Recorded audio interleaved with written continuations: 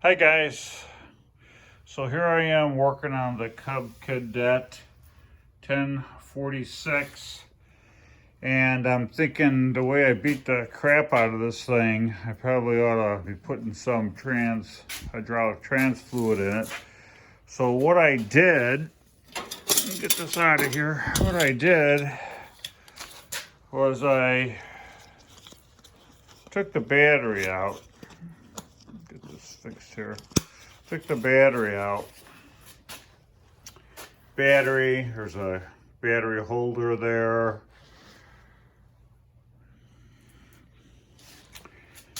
And it kind of exposes then the fan, the cooling fan. And then there's this black, you can see it down there, there's got a gray overflow tank. I took a bracket off of the corner of that. That's this bracket right here. Had a little Elm, I think a T25 torque screw on it. Took that off, lifted that off, popped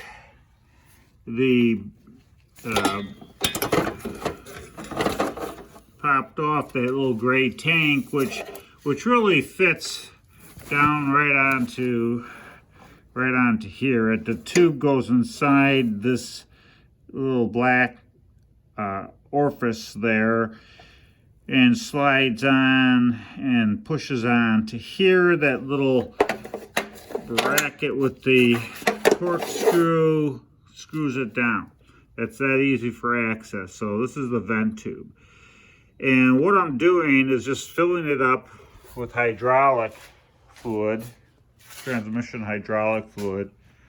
Same thing I put in my transmission hydraulic fluid on my John Deere. It's tractor hydraulic fluid. And it'll function the same way with a hydrostatic transmission. And the reason I'm doing this is because this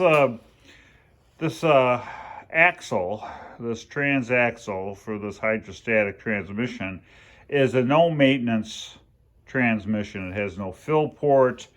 You know, I know that when it heats up and I'm running it, that the overflow tube is working. It's, you know, dumping oil into that little gray plastic canister. That's fine, but I have some seal leaks on this, gasket leaks, and I'm losing fluid. So what I'm going to do is use this, which I filled with the fluid, stick it into the tube here, you know, pump it up, pull it out, let the air escape, pump it up, pull out the oil stem, let the air escape, until I get oil right to the top of this transaxle. You know, when the tube starts dumping oil out of it, when I put it down like this, put it down so it drains down and it starts dripping oil, I know I'm full.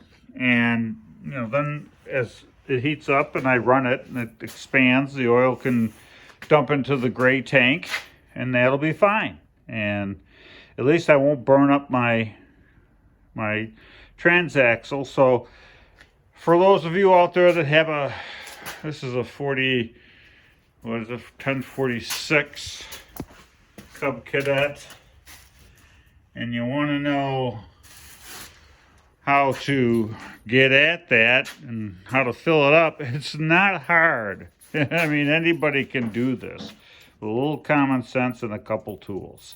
So I hope that helps you out, saves you from trashing your machine. And so for now, we'll talk to you later.